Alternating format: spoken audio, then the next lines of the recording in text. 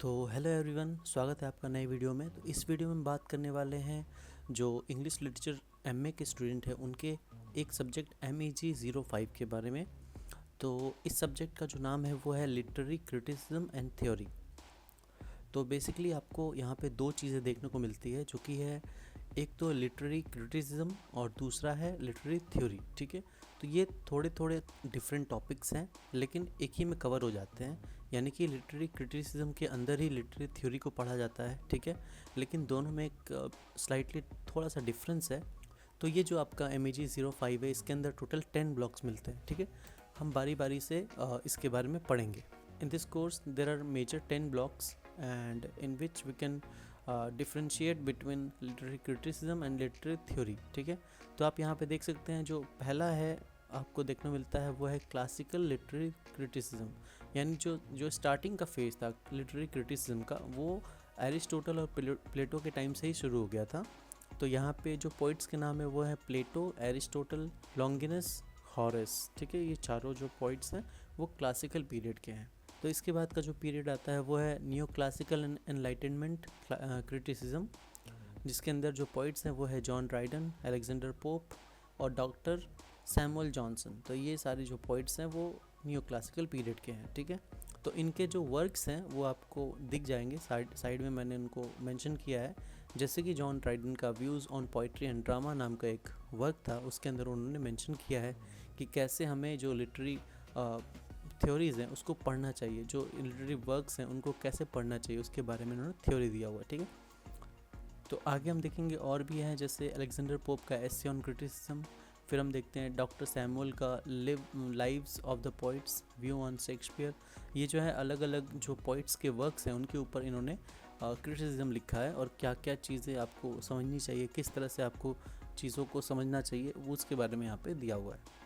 फिर आता है रोमांटिक पीरियड, जिसके अंदर जो वर्क्स लिखे गए थे लिटरेरी क्रिटिसिज्म वो यहाँ पे दिए हुए हैं, जैसे विलियम वर्ड्सवर्थ का प्रीफेस टू लिटिकल पैलेट्स, इसके अलावा एस टी कॉलरिज का बायोग्राफिया लिटरेरिया, फिर आता है PV शैले का डिफेंस ऑफ पोइट्री, और ऐसे ही बहुत सारे वर्क्स हैं।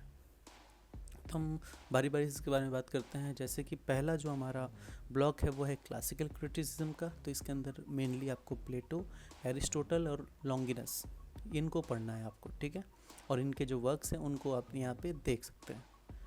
सेकेंड जो ब्लॉक है वो है नियो क्लासिकल क्रिटिसिज्म का, जिसके अंदर आपको फिलिप सिडनी का पढ़ना है। ठीक है, इसके अलावा जॉन ड्राइडन को पढ़ना है, फिर अलेक्जेंडर पोप को पढ़ना है और इनके जो यहाँ पे मेंशन वर्क्स हैं वो पढ़ने हैं। ठीक है, ब्लॉक थर्ड में हम चलेंगे तो रोमांटिक पीरियड शुरू हो जाता है और फिर यहाँ पे आपको विलियम वर्ड्सवर्थ मिलते हैं, एस टी कॉलरिज मिलते हैं, फिर PV शैले मिलते हैं और इनके वर्क्स आपको यहाँ पे दिख जाएंगे। तो यहाँ पे बेसिकली आपको जो एस टी कॉलरिज का जो बायोग्राफिया लिटरेरी है वो काफ़ी बड़ा वर्क है।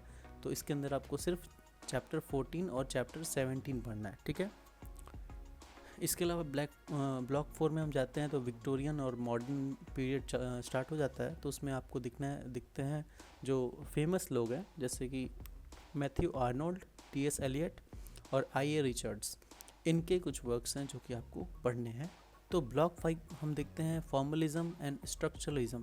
तो इसके अंदर आपको दो चीज़ें दिखती हैं, पहला है रशियन फॉर्मलिज्म और दूसरा है स्ट्रक्चरलिज्म। तो आपको मेनली जो फोकस करना है वो है ब्लॉक 5 और ब्लॉक 4 पे, क्योंकि आपको यहाँ पे दिखने मिलता है न्यू क्रिटिसिज्म और दूसरा है स्ट्रक्चरलिज्म। तो ये दोनों काफ़ी इंपॉर्टेंट टॉपिक्स हैं इस पूरे के पूरे चैप्टर में। ठीक है, तो आपको अच्छे से इसको पढ़ना होगा।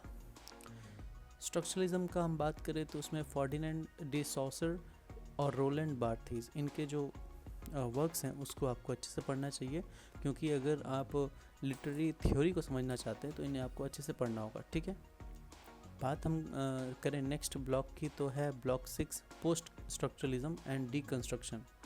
तो ये भी आपके सिलेबस का पार्ट है, जिसमें आपको जैकस डेरिडा को पढ़ना है, फिर माइकल फॉकल्ट को पढ़ना है, फिर रोलैंड बार्थीज, जो कि मैंने आपको ऑलरेडी स्ट्रक्चरलिज्म में बताया है। ठीक है, इनके कुछ माइथोलॉजीज़ के ऊपर जो क्रिटिसिज्म है उनको आपको अच्छे से समझना होगा। ठीक है, ब्लॉक 7 की बात करें तो साइको एनालिटिकल और क्रिटिसिज्म जो है वो आपको इसमें दिखने मिलेगा। सिगमंड फ्रॉइड के द्वारा लिखी गई the unconscious, depression and the art, ये आपको पढ़ना है।